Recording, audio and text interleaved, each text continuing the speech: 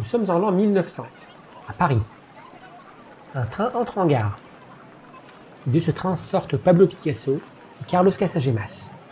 Ils ont 19 et 20 ans. Dans leur bagage, ils transportent quelques vêtements et leurs rêves de jeunesse. Ils vont conquérir le monde. Les deux amis s'étaient rencontrés à Barcelone pendant leurs études d'art. Et bien décidés de devenir artistes, ils louent un petit appartement à Montmartre. Mais malheureusement, rien ne se passe comme prévu. Casagemas était de nature torturée. Il tomba éperdument amoureux d'une danseuse du Moulin Rouge, une certaine Germaine Gargalo. Mais malheureusement pour lui, elle ne l'aimait pas. Et compte tenu de la suite de l'histoire, c'est bien regrettable. Mais avant de poursuivre, n'oubliez pas de liker la vidéo, de la partager, de vous abonner à ma chaîne. Ah oui, de laisser un commentaire et d'activer la cloche pour être au courant de toutes les nouvelles vidéos. Reprenons l'histoire. Casagemas était tellement fragile, tellement à fleur de peau. C'était son plus grand chagrin d'amour. Il n'a pas été en mesure d'accepter le rejet, d'y faire face. Il a un petit peu perdu la boule. Il est devenu fou. Et c'est le 17 février 1901 qu'il se rendit au café où était établie la jeune femme. Il était armé. Il dégaina son revolver et il essaya de la battre. Mais bon, ses compétences de tir étaient pour le moins douteuses et il la blessa.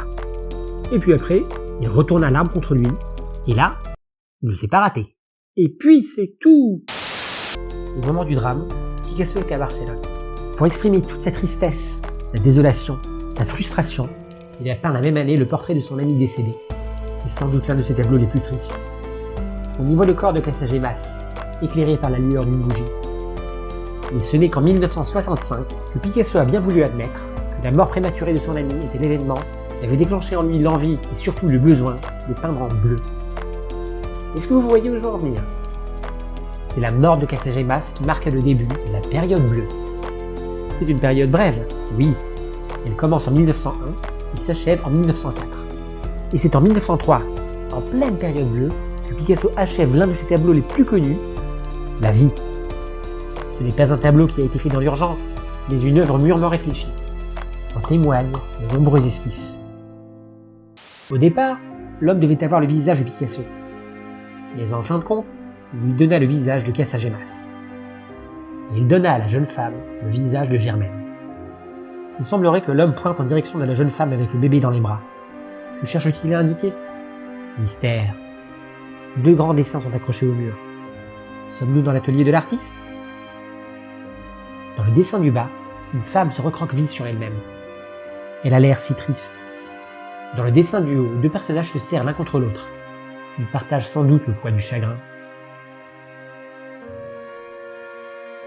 La vie est un tableau énigmatique.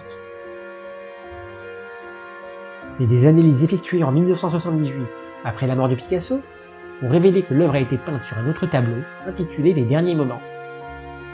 Et ce n'est pas n'importe quel tableau. Cette œuvre a été présentée à Paris, lors de l'exposition universelle de l'an 1900. Surprenant ? Pas tant que ça. Picasso vivait très modestement à ses débuts, et il lui arrivait de peindre plusieurs tableaux sur la même toile, pour faire des économies. Et par cet acte, il évolue, il gravit de nouveaux sommets artistiques. Il se sépare définitivement de Casagemas, et il clôt la première partie de sa vie à Paris. C'est déjà la fin de cet épisode. Si vous aimez mon contenu, likez la vidéo et partagez-la. Abonnez-vous. N'hésitez pas non plus à laisser un commentaire. Et n'oubliez pas d'activer la cloche pour être au courant de toutes les nouvelles vidéos. Salut!